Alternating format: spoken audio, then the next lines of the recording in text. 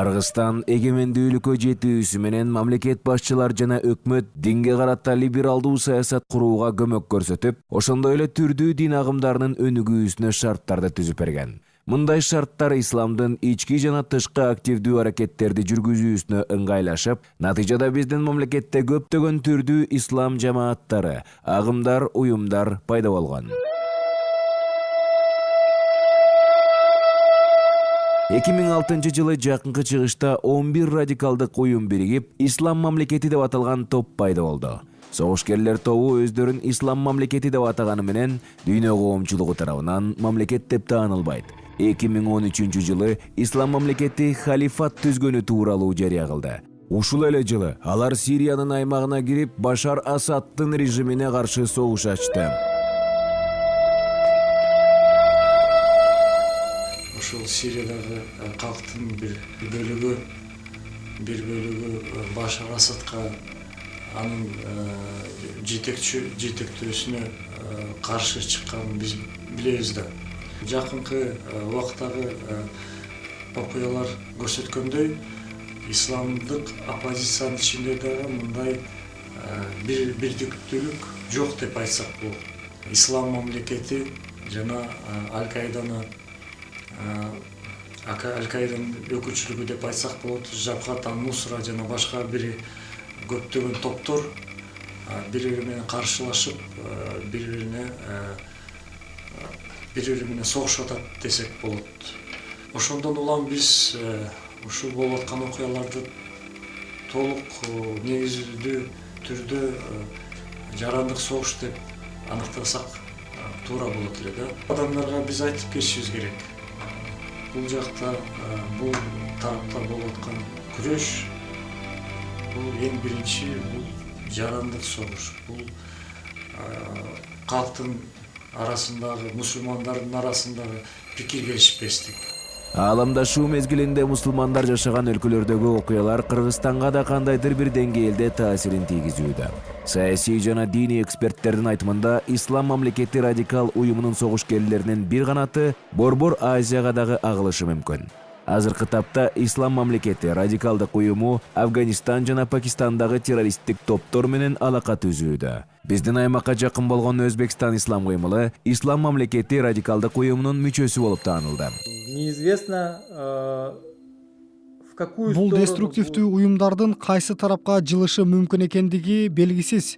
Ошол эле учурда террористтик топтор Афган-Пакистан аймактарында колдонушу мүмкүн. Дүйнөлүк картага көз чаптырсак, бул аймактар Кытайга, Борбор Азияга, Орусияга, Каспий регионуна жана Иранга таасир тийгизүү үчүн абдан ыңгайлуу. Соңку учурда экстремисттик топтордун негизги максаттарынын бири Борбор Азияда халифат куруу болуп калды.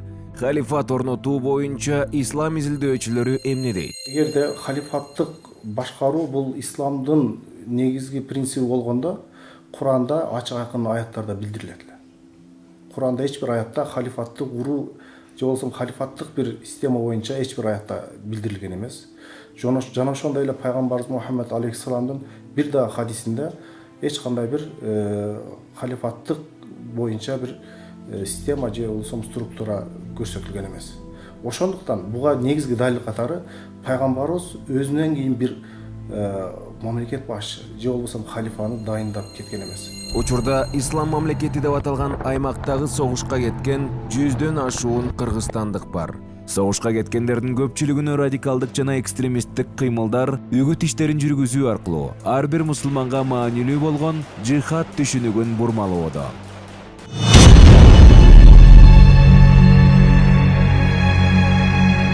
Жихад сөзү абдан кылдат жана татаал түшүнүктү өзүнө камтыйт. большинство из них вообще Көпчүлүк жаштардын ислам тууралуу билими жок. Исламдын эмне экенин, жихад кандай түшүнүктү берерин, жихадтын максаты, жихадка кантип чыгуу жөнүндө билишпейт. Атүгүл өз акыйдасын билбегендер бар. Мындай адамдар радикалдык топтордун торуна оңой илинет. Сирия темасы башталгандан бери ушул Кыргызстандан 150 жаран ошол жака кеткендиги такталды бүгүнкү күндө. Ошол кеткен жарандарыбыздын арасында кыз кишилер бар, үй бүлөсү менен кеткендер бар, бала бакырасын алып кеткендери бар. Бул факттар бүгүнкү күндө расмий түрдө такталды да. Жалпысын алганда Сириядагы согуш эмне себептен жүрүп атат, кайсы максаттагы согуш экенин түшүнбөстөн эле үгүттөөчүлөрдүн сөзүнө ишенип алып кеткендер болуп атат да бардыгы. Баргандан кийин ошол жердеги бардакты көрүп, ал жерде согуш жүрүп атканда бири-бирине эч ким карабайт экен, антисанитария, мындай адамдын өмүрү деле мындай кандайдыр бир баркка ээ болбой чымындын жашоосундай эле болуп калгандыгын көрүп, анан ошол жерден ойлонуп кайра кайтып келдик дегендер болуп атат да. Алгач кыргызстандык жарандарды жихадка жамынып, чет өлкөдөгү согушка катышып жатканына эмне себеп болуп жатканын карап көрөлү. Бизде Кыргызстанда дин чөйрөсүндө радикалдашуунун жалгыз эле диний агымдар, диний жамааттар эмес. Бул жерде башка дагы диний эмес факторлорду дагы жолу кайтара турган болсок, бул социалдык, экономикалык фактор, саясий идеологиялык кризис Кыргызстанда болуп жаткан азыркы учурда. Өлкөнүн социалдык экономикалык себептеринен тышкары калктын диний маалымат менен аз камсыз болгону көп көйгөйлөргө жол ачат. Из-за нехватки правильной информации об исламе жаштарда ислам тууралуу маалымат жана билим жок. Андан тышкары салыштырмалуу анализ жүргүзүү деген түшүнүк дээрлик жок. Жөнөкөй логикалык ой жүгүртүүнү билишпейт. Ошол нерселер радикалдык күчтөрдүн катарына өтүүгө түрткү болот.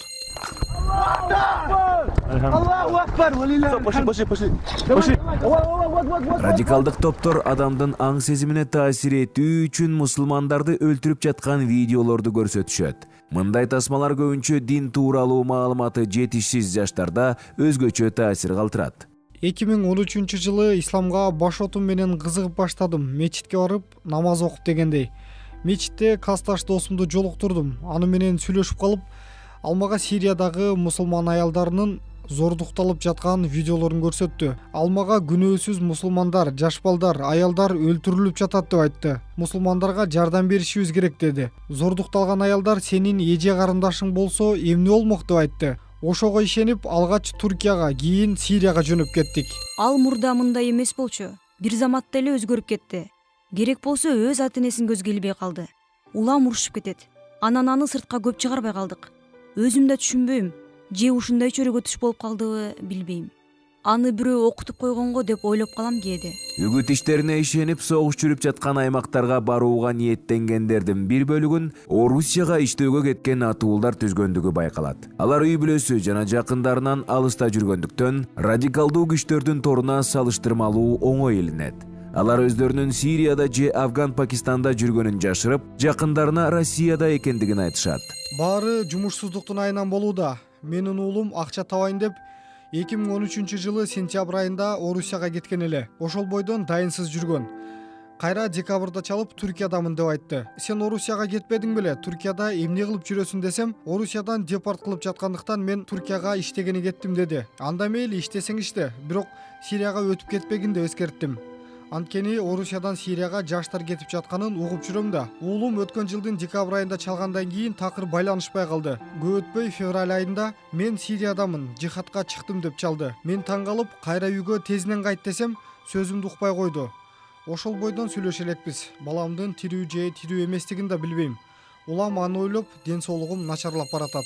Жакынкы чыгыштагы согуш аймактарын изилдеген антропологдун айтымында, кыргызстандык жарандар жөнөкөй жол менен радикалдык уюмдардын торуна илинет. Он едет в Москву или в Россию, там его принимают за гастарбайтера. Алар Бишкектен иш таппай Россияга жөнөшөт. Москвада болсо алар коомчулуктан четтеп калганын түшүнүшөт. Өздөрүн эч кимге кереги жоктой сезишет. Ири шаар аталган Москвада аларды экинчи сорт адам катары кабыл алышат. Метродон сабап кетишет, өлтүрүп коюшу да мүмкүн. Анан ушундай уюмдардын бирөөсү келет да, дос, сен мага керексиң, сен исламдын жоокерисиң дейт. Ошол кишилерден жылуу мамилени көрөт да, ошолордун катарына өтүп, жардыр десе, алар жардырганга даяр болуп калышат.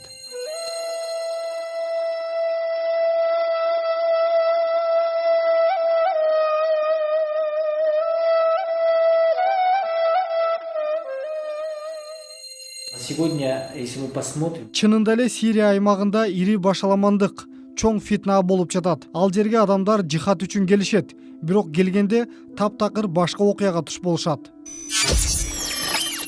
Фитна, башаламандык, дүрбөлөң, козголоң. Ислам чөйрөсүндөгү фитналардын негизги себебин саясий себептер менен байланыштырсак болот.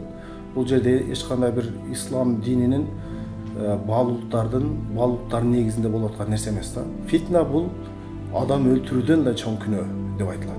Ал эми пайгамбарыбыздын дагы бир топ хадисинде фитна жөнүндө билдирилген. Мисалы, сахабалардан келип пайгамбарыбызга фитна чыккан убакта биз эмне кылайлы деп сурашканда пайгамбарыбыз мынтип жооп берген.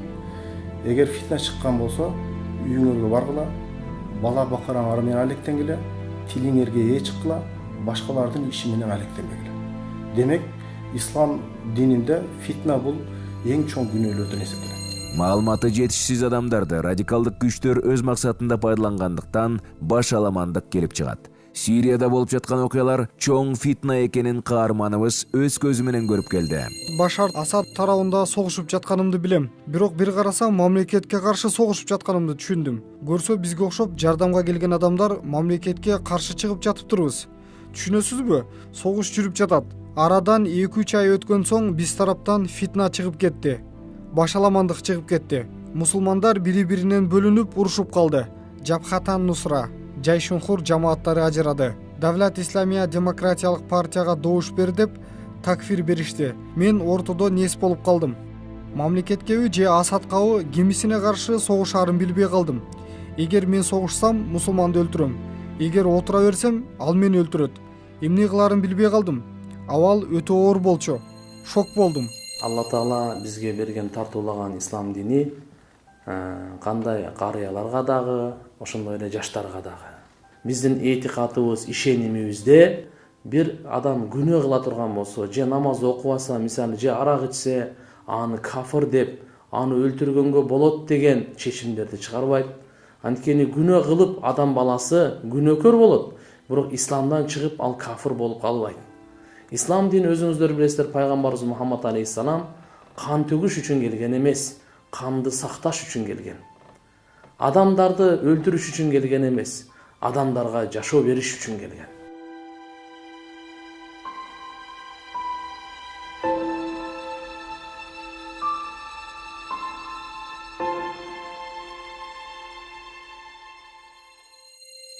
Башаламандыкка салуунун дагы бир мисалы катары Оштогу мечиттердин биринде иштеген имамдын 5 кишиге фатва берип, бүбү бакчыларды, соодагерлерди тоногонго уруксаат бергенин айтууга болот.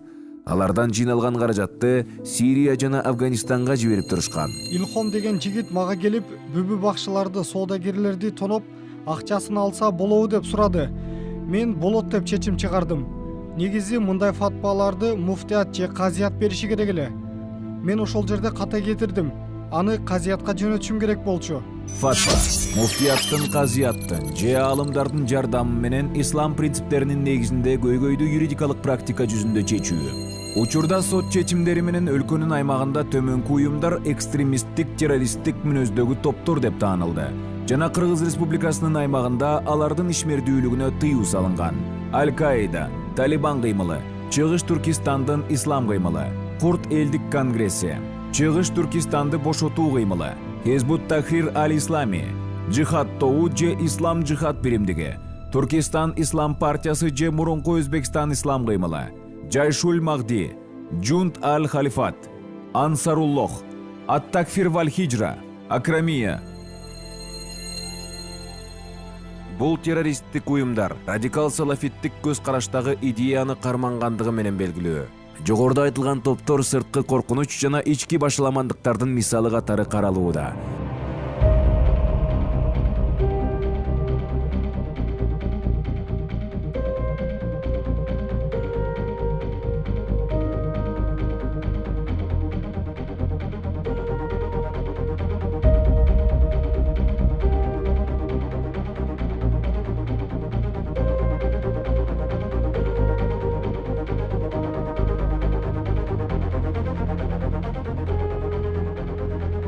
Кыргызстан байыртан бери көп улуттуу жана түрдүү диндеги адамдардын өлкөсү болуп эсептелет. Жогорудагыдай уюмдардын иш-аракети өлкөнүн коопсуздугуна жана тынчтыгына залакасын тийгизиши мүмкүн, же башаламандыкка алып келиши мүмкүн. Кыргызстанда экстремисттик топтордун жөнөкөй тургундарды туура эмес жолго оңой эле үгүттөп жатканына эмне жол берип жатат? Бул суроого жооп берип жатып, коомдогу диний маалыматтын жетишсиздиги жана экономикалык туруктуулуктун жоктугуна барып такылабыз. Бул багытта азыркы тапта мамлекет жана муфтият түзүлгөн абалга кайдыгер караган жок. Конституцияны жана демократиялык принциптерди бузбастан бул тандем түзүлгөн кырдаалды чечүүгө киришти. Учурда Ички иштер министрлиги, Улуттук коопсуздук боюнча мамлекеттик комитети, муфтият жана диний иштер боюнча мамлекеттик комиссия биргеликте диний экстремизмге каршы күрөш жүргүзүп келишет. Өзүңүздөр жакшы билгендей, биздин мына коңшу Казакстан мамлекети, Өзбекстан мамлекети, Тажикстан бул диний маселеси боюнча өздөрүнүн мыйзамдуулугун катуу күчөтүп атышат.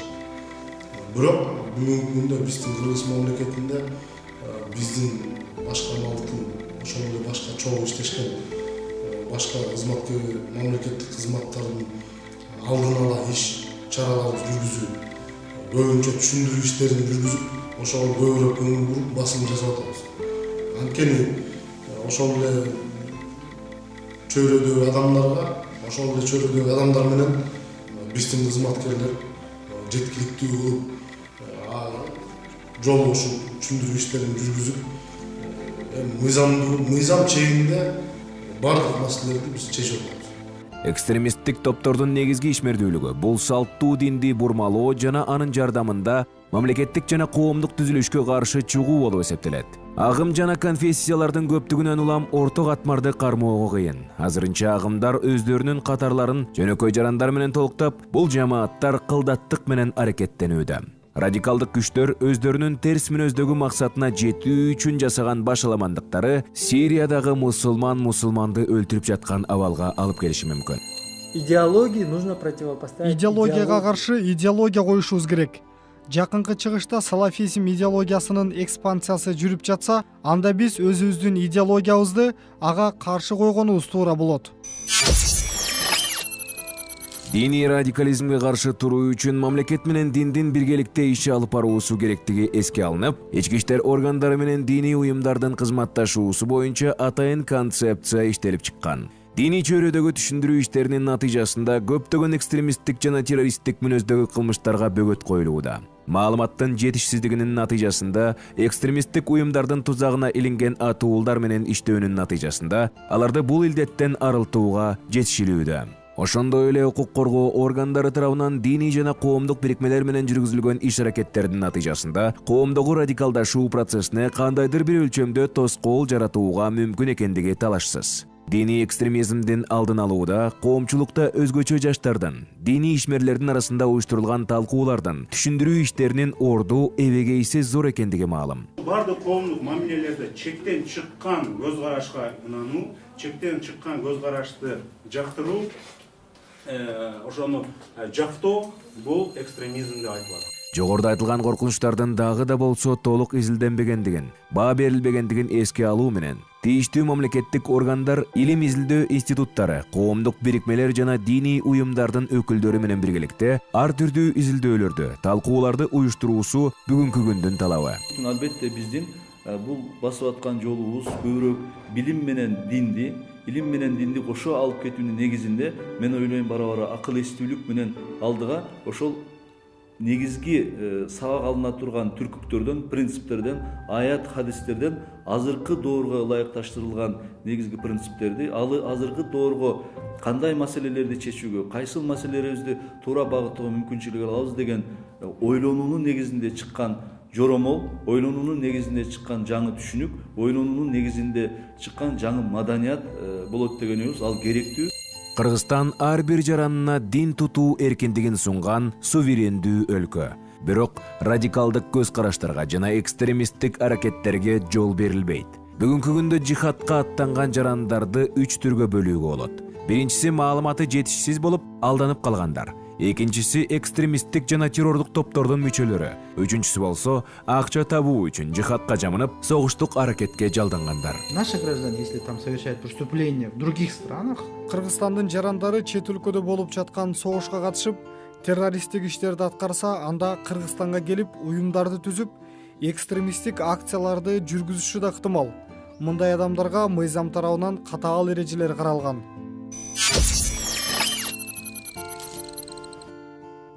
Кыргыз Республикасынын кылмыш жаза кодексинин 375-беренеси жалданмачылык, жалданмачыны жалдоо, үйрөтүү, каржылоо же материалдык жагынан башкача камсыздоо, ошого тете аны куралдуу кагылышта же согуштук аракеттерде пайдалануу 4 жылдан 8 жылга чейинки мөөнөткө эркиндигинен ажыратууга жазаланат.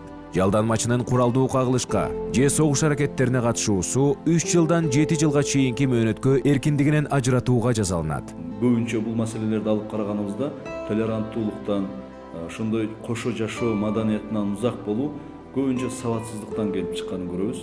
Биздин элибиз сабаттуулугу кубанарлык деп айтсак болот, бирок жетиштүү эмес.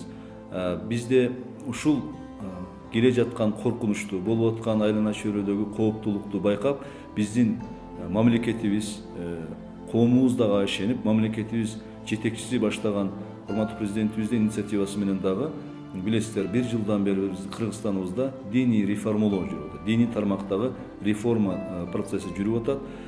Бул процесстин негизинде биздин ыктаган же болбосо көздөгөн жолубуз динге ишенели, бирок толеранттуулукту, башкалар менен кошо жашоо маданиятын кошо алып кеткен, эч качан өзүнүн ишенгенин башкага басмырлабаган, өзү эң жакшы, эң таза, эң аруу жашаган, бирок башкаларды күч менен же болбосо басмырлоо менен ушундай жолго келди дебей, толук тескерисинче көндүрүү менен, инандыруу менен, өзүнө таандык илими, билими же болбосо диндик аргументтерди алдыга чыгаруу менен бул иштер болсун деген бир максат.